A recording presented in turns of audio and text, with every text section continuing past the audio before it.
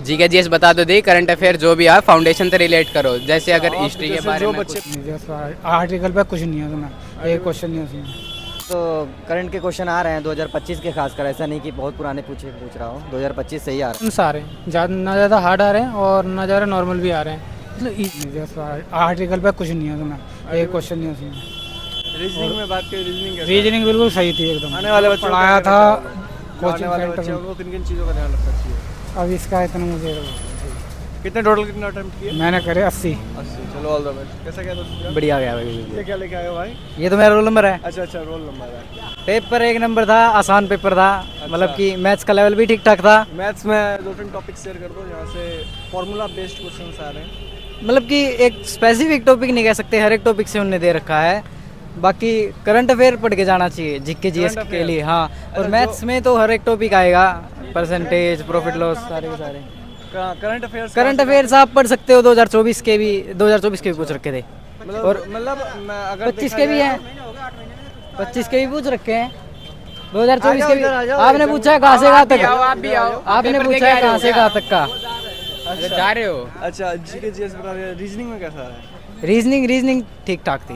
ठीक-ठाक थी। बिल्कुल। जीके जीएस से 2-3 टॉपिक शेयर कर दो कि कहाँ से क्वेश्चन उठाए जा रहे हैं। जीके जीएस में आपको मेन करंट अफेयर्स पढ़ने हैं और पॉलिटी में वही कॉन्स्टिट्यूशन ज़्यादा। आर्टिकल वगैरह किसे बाड़कना अगर करना है ना, हाँ, अगर किसी ने जेनुअनली ढंग से पढ़ना है तो एक काम करो, आराम से अपनी सबसे पहले तो फाउंडेशन क्लियर करो। फाउंडेशन क्लियर करने के बाद करंट अफेयर्स पे ध्यान दो। जो भी टॉपिक आवे। 2 साल 2 साल हो गए। 2 साल हो गए, दो साल हो गए मैंने तैयारी करते ना। बाकी भगवान के ऊपर छोड़ दो। और जीके जीएस जीके जीएस बता दो दी, करंट अफेयर जो भी है फाउंडेशन से रिलेट करो। जैसे अगर हिस्ट्री के बारे जो में बच्चे पीवाईक्यू लगा रहे हैं पिछले 5 इयर्स 10 इयर्स हाँ। का, तो उनके लिए क्या कहना चाहोगे? पीवाईक्यू के ऊपर 100% रिलाय मत रहो। पीवाईक्यू का कदे भी स्कीम चेंज हो सके, जो लास्ट टाइम सीबीएसई के पेपर में हुई थी उस टाइम तक स्कैम हो गया था एक तरीके से, क्योंकि सब तय उस टाइम पे सारे जीएस पूछे जाया करते, जीके जीएस सारे क्वेश्चन पूछे जा रहे थे सीबीएसई के एग्ज़ाम में। अब की बार जितना भी हुआ सारा करंट अफेयर्स से था।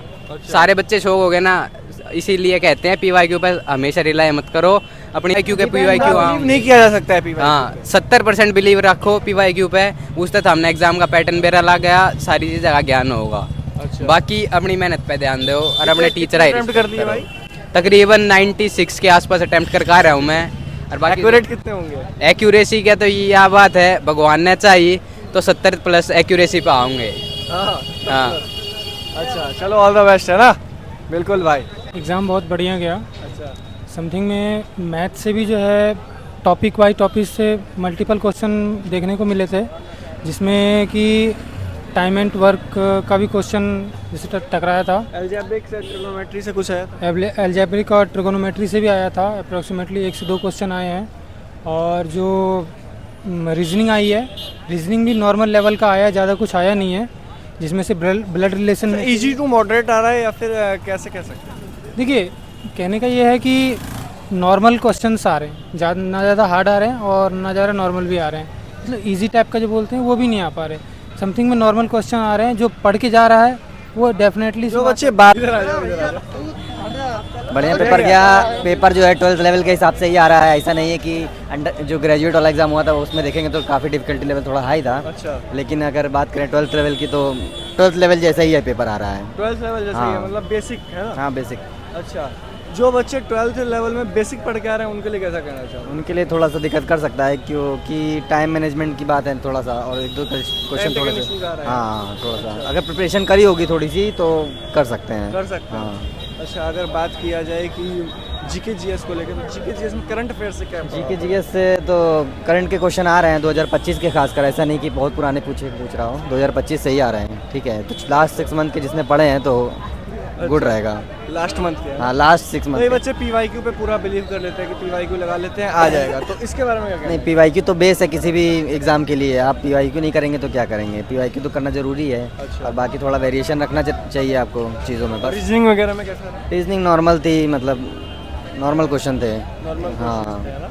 और उन बच्चों को क्या कहना चाहोगे जो कल आने वाले हैं, उनको किन किन चीज़ों का मैंने ध्यान रखना चाहिए?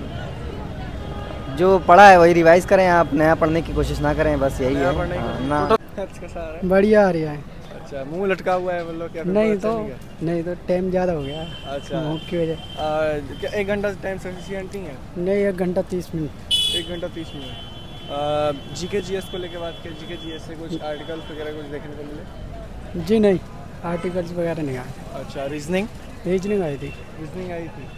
जीके जीएस में बात करें, करंट अफेयर्स का क्या? करंट अफेयर्स आए थे? हाँ करंट अफेयर्स आया था।